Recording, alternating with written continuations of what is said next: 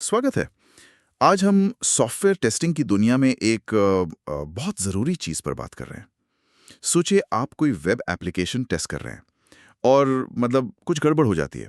तो ये जानना चाहेंगे कि स्क्रीन पर क्या दिख रहा था उस वक्त, है ना?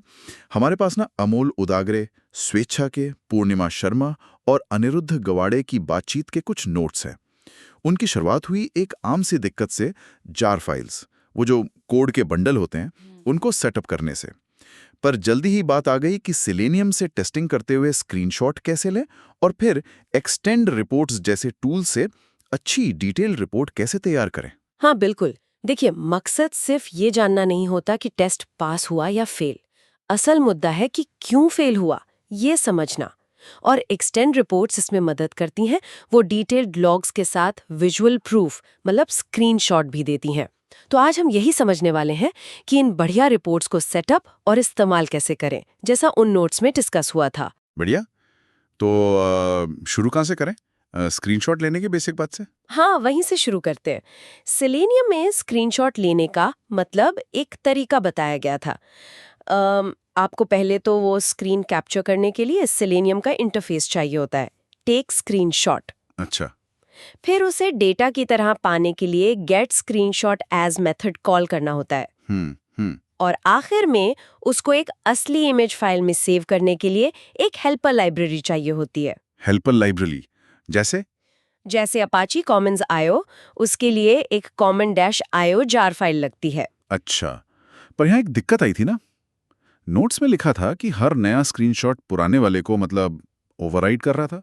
हाँ हाँ बिल्कुल, ये एक आम समस्या है जब फाइल का नाम वही रहता है। तो फिर यहीं पर पूर्णिमा शर्मा का सुझाव था टाइम स्टैम्प इस्तेमाल करने का। टाइम स्टैम्प मतलब डेट और टाइम। हाँ, फाइल के नाम में तारीख और समय जोड़ दो। उससे हर स्क्रीनशॉट का नाम यूनिक हो गया, कोई ओवरराइटिंग नहीं। स्मार्ट। तो स्क्रीनशॉट वाली प्रॉब्लम तो सुलझ गई, लेकिन सिर्फ स्क्रीनशॉट का एक फोल्डर होना काफी नहीं है, राइट? एक प्रॉपर रिपोर्ट चाहिए। यहीं पर एक्सटेंड रिपोर्ट्स की बात आई। सही। एक्सटेंड रिपोर्ट्स के लिए कुछ और जार फाइल्स चाहिए होती हैं। ये अक्सर एमवीएन रिपॉजिटरी जैसी जगहों से मिल जाती हैं, जहां डेवलपर अपना कोड शेयर करते हैं। इसमें मुख्य रूप से दो चीजें हैं। एक है एक्सटेंड स्पार्क रिपोर्टर, जो ये बताता है कि रिपोर्ट कहाँ और किस नाम से सेव होगी। और दूसरा? दूसरा है एक्सटेंड रिपोर्ट्स ऑब्जेक्ट, जो असल में रिपोर्ट बनाने का काम करता है। ओके, तो ये सेटअप हो गया। फिर इसको कॉन्फ़िगर करना होता होगा, जैसे रिपोर्ट का टाइटल या और कोई जानकारी। हाँ बिल्कुल, आप रिपोर्ट का नाम सेट कर सकते हैं, डॉक्यूमेंट का टाइटल दे सकते हैं और सिस्टम की जानकारी भी जोड़ सकते हैं, जैसे टेस्ट किसने किया, कौन सा ऑपरेटिंग सिस्टम था, वगैरह वगैरह। ये सारा काम आमतौर पर ऐड बिफोर क्लास जैसे एनोटेशन वाले मेथड में करते हैं। एट बिफोर क्लास मतलब सारे टेस्ट शुरू होने से पहले सिर्फ एक बार, एग्जैक्टली। ताकि सेटिंग एक ही बार हो। ठीक है, तो रिपोर्ट का ढांचा तैयार है। अब असली चीज, टेस्ट चलते समय इसमें जानकारी कैसे डालते हैं और वो पास फेल वाला मामला। हाँ, तो हर टेस्ट केस के लिए आप रिपोर्ट में एक एंट्री बनाते हैं extend dot create test use करके। फिर टेस्ट के दौरान जो भी स्टेप्स होते हैं उन्हें लॉग करते जाते हैं टेस्ट डॉट इन्फो से। और पास फेल के लिए आते हैं असर्ट स्टेटमेंट्स। वो चेक करते हैं कि नतीजा उम्मीद के मुताबिक है या नहीं। लेकिन अगर असर्ट फेल हो गया तो तब क्या? टेस्ट रुक जाता है? नहीं, यहीं पर ट्राई कैच ब्लॉक का बढ़िया इस्तेमाल होता है। ट्राई कैच एरर हैंडलिंग के लिए। फिर आप रिपोर्ट में उस टेस्ट को फेल मार्क करते हैं, टेस्ट डॉट फेल, एरर का मैसेज भी डाल देते हैं, ई डॉट गेट मैसेज। और सबसे अच्छी बात, सिर्फ फेल होने की स्थिति में ही स्क्रीनशॉट अटैच कर सकते हैं। अरे वाह, मतलब रिपोर्ट फालतू स्क्रीनशॉट से नहीं भरेगी, सिर्फ जहां दिक्कत है वहीं का सबूत। बिल्कुल। और अगर कोई एरर नहीं आता तो कैच ब्लॉक चलता ही नहीं और आप टेस्ट को पास मार्क कर देते हैं, टेस्ट डॉट पास। ये तो बहुत अच्छा तरीका है, फोकस्ड रहता है। हाँ, और जब सारे टेस्ट चल जाते हैं तो आखिर में एट आफ्टर क्लास जैसे मेथड में एक्सटेंड डॉट फ्लश कॉल करके रिपोर्ट को फाइनल कर देते हैं।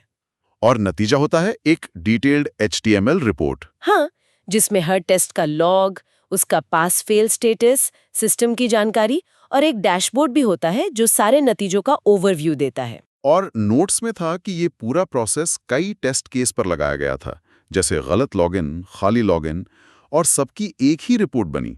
जी हाँ, एक कंसोलिडेटेड रिपोर्ट। और उसमें भविष्य की चीजों का भी जिक्र था, जैसे लिसनर्स। लिसनर्स वो क्या है? वो मतलब ऑटोमेशन को और स्मार्ट बना सकते हैं, जैसे टेस्ट फेल होने पर खुद ही स्क्रीनशॉट ले लेना। और माविन जैसे टूल्स का भी जिक्र था, जो ये सारी जार फाइल्स मैनेज करने में मदद करते हैं। हाँ, तो मतलब काफी कुछ है इसमें। बिल्कुल। तो इस पूरी बातचीत का निचोड़ क्या निकलता है? मतलब ऑटोमेटेड टेस्टिंग सिर्फ स्क्रिप्ट चलाना नहीं है। सही कहा।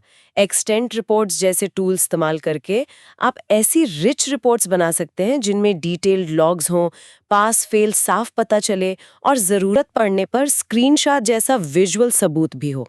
ये सिर्फ डेटा नहीं है, ये एक्शन लेने लायक जानकारी है। हाँ, इससे वो जो इन्फॉर्मेशन ओवरलोड होता है, वो कम होता है और डेवलपर्स और टेस्टर्स के बीच कम्युनिकेशन भी सुधरता है।